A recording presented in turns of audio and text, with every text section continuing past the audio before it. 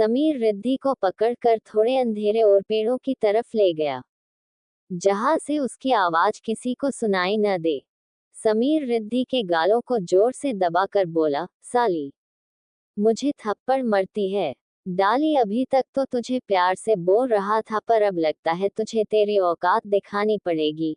इतना कह के उसने रिद्धि के हाथों को छोड़ा और एक जोर का थप्पड़ वापस उसके गाल पे मारा, जिससे रिद्धि की चीख निकल गई। उस थप्पड़ के साथ ही समीर ने रिद्धि को धक्का देकर जमीन पे गिरा दिया था और रिद्धि अपने बचाव के लिए उठ पाती उससे पहले ही समीर झुककर उसके पास आया और उसके दोनों हाथों को जमीन में दबाकर शैतानी हंसी हंसते हुए बोला, तो रिद्धि डार्लिंग, कैसा लगा मेरा वार और मेरे थप्पड़ का बदला? रिद्धि ने गुस्से में कहा, कुत्ते छोड़ मुझे, एक बार मुझे छोड़ फिर बताती हूँ तुझे।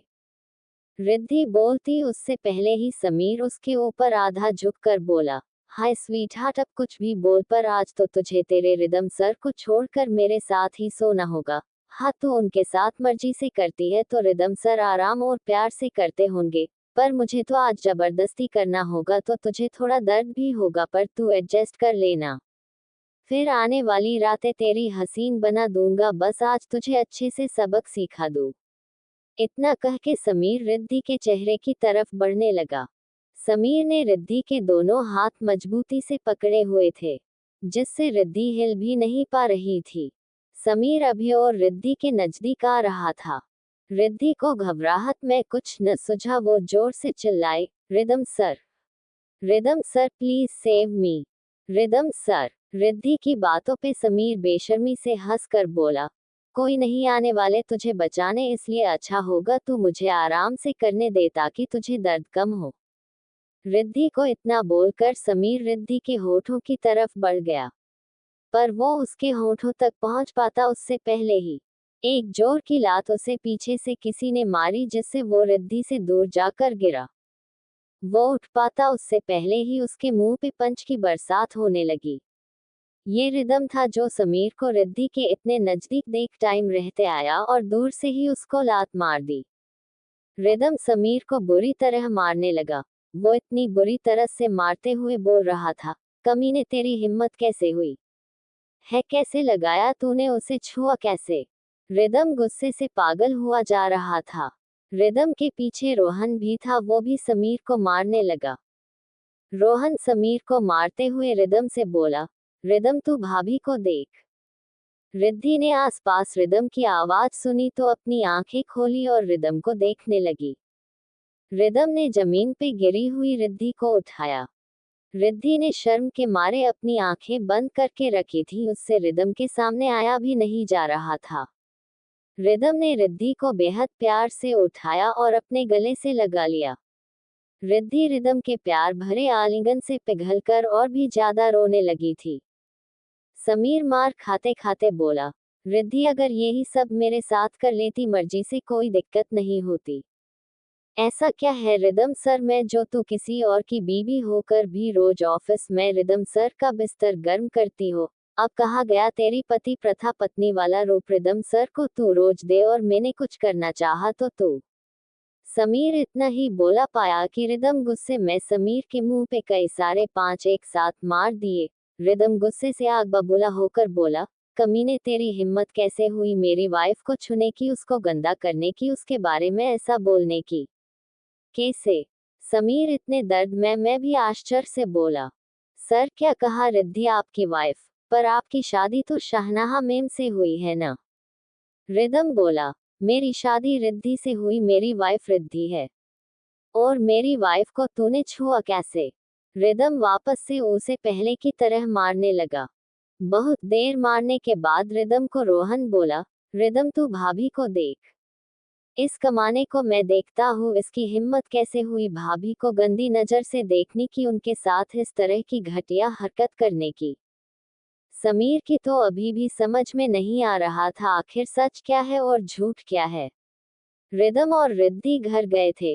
रिद्धि अपने दर्द और दुख में बहुत परेशान थी, तो रिदम उसे अपनी बाहों में उठाकर रूम में लेके आया। रूम में आने के बाद बहुत ही प्यार से रिदम ने रिद्धि को उतारा। रिद्धि रिदम की गोद से उतर कर भागकर वॉशरूम में चली गई। रिदम ने भी उसे रोका नहीं। रिदम ने अपने कपड़े चेंज करने के लिए अपनी अलमारी खोली, फिर अचानक से उसे रिद्धि का ध्यान आया। वो अपने कपड़े छोड़कर रिद्धि के कपड़े देखने लगे। उसे रिद्धि के लिए एक प्लेन सी साड़ी निकाली और उसे हाथों में लेके वॉशरूम के गेट तक गया।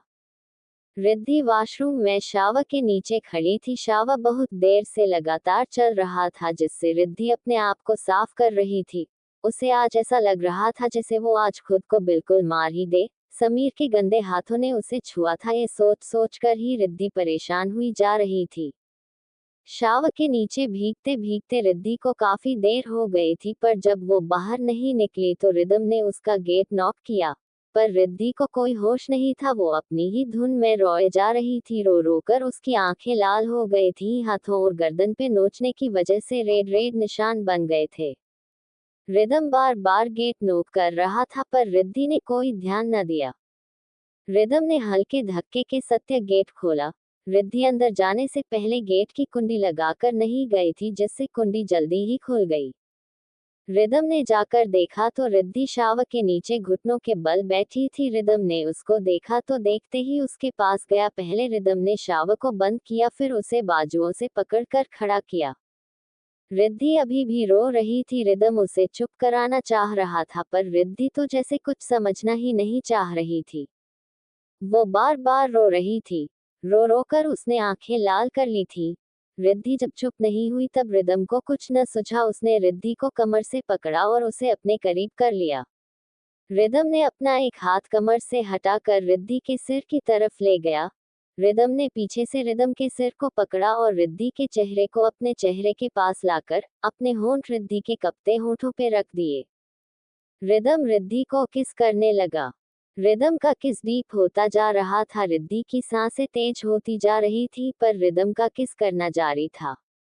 रिदम एक हाथ से रिद्धि की कमर को सहला रहा था, दूसरे से उसके सिर को पकड़ रखा था। धीरे धीरे नॉर्मल हो रही थी। काफी देर तक किस करने के बाद रिदम ने रिद्धि को छोड़ा। रिद्धि अब थोड़ा निर्मल हो गई थी। रिदम ने रिद्धि को उसके कपड़े दिए और वॉशरूम से बाहर आ गया। रिदम का टच कहो या फिर माहौल की नजाकत पर रिद्धि अब पहले से निर्मल थी। रिदम भी तब तक दूसरे वॉशरूम में जाकर अपने कपड़े चेंज करके आ गया था। रिद्धि अपनी साड़ी पहनकर वॉशरूम से बाहर आ गई थी। वो अपने निचले होंठ को दबाकर बैठी थी, तभी उसके पास रिदम आया। रिदम बोला, क्या हुआ? जो भी हुआ उसको बुरा सपना समझो और रिलैक्स हो जाओ। वैसे भी कल तक समीर जेल की सलाखों के पीछे होगा। रिद्धि कुछ न बोली, बस रिदम को नम आंखों से देखने लगी।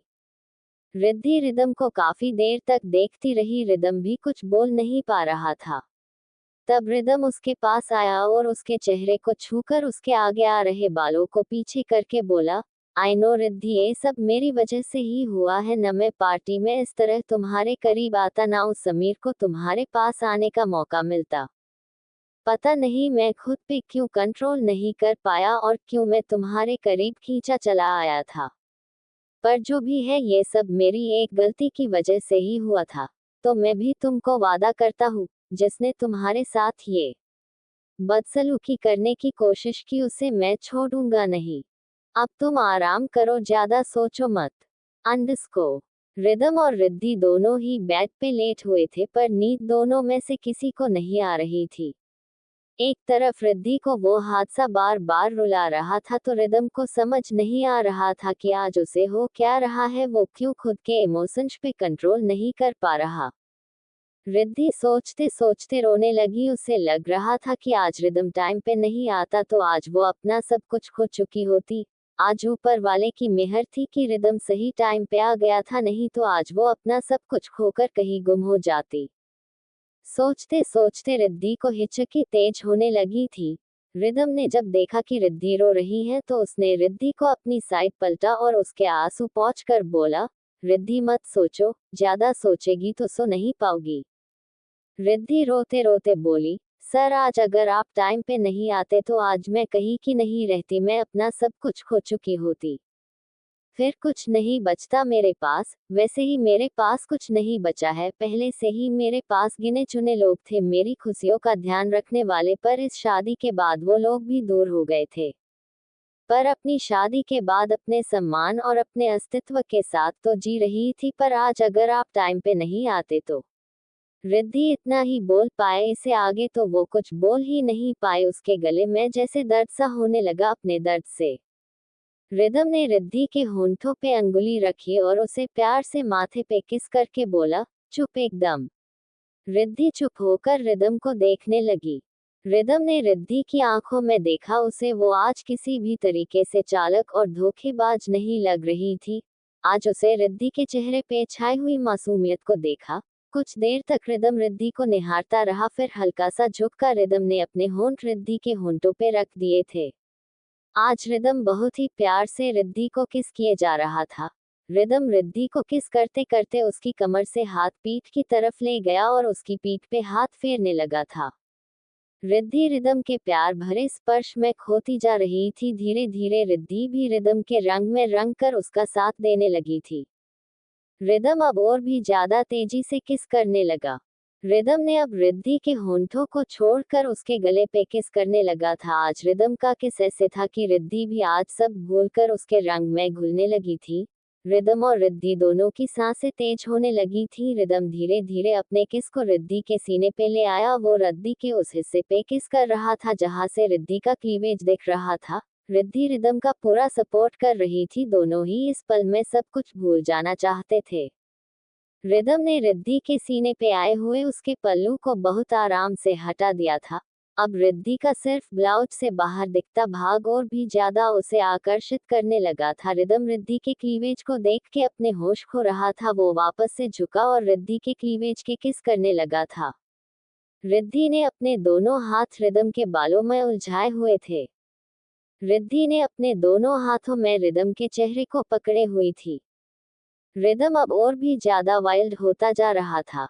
रिदम ने धीरे धीरे रिद्धि के ब्लाउज के ऊपर के हुक को खोलना शुरू किया। उसे रिद्धि के गले के ब्रेस्ट का जितना भी खुला हिस्सा दिख रहा था वो वहां रिद्धि को किस किए जा रहा था। रिद्धि इस पल को खुलकर एंजॉय करने लगी थी। अब वो आज हुए वाक़े को भूल चुकी थी। वो बस रिदम की गर्म होती सांसों में खोती जा रही थी। दोनों ही गहराई से एक दूजे को किस किए जा रहे थे। रिदम ने लगभग रिद्धि के ब्लाउज के सारे हुक खोल ही दिए थे, बस लास्ट के 2 हुक बचे थे। तभी रिदम का फोन बजा। शुरुआत में तो रिदम को कुछ सुनाई ही नहीं दिया, पर काफी देर तक रिंग आई तो रिदम ने रिद्धि के सीने से अपना सिर हटाकर फोन देखा। फोन रोहन का था। रिदम ने एक नजर रिद्धि को देखा, फिर फोन को देखा। रिदम बेड से उठा और कॉल अटेंड किए बगैर रिद्धि से बोला, अपने कपड़े ठीक कर लो, मैं अभी बात करके आया। जब तक तुम आराम करो, बिना सोचे आराम करो। इतना कह के रिदम वहां से बालकनी में आ गया। रिद्धि ने खुद को देखा और उसके खुले हुए ब्लाउज के हुक देखे। रिद्धि को अब जाकर थोड़ा समझ आया। उसने शर्म के मारे अपनी आंख बंद कर ली थी। रिदम बाहर आकर रोहन से बात करने लगे। आगे का पार्ट नेक्स्ट वीडियो में।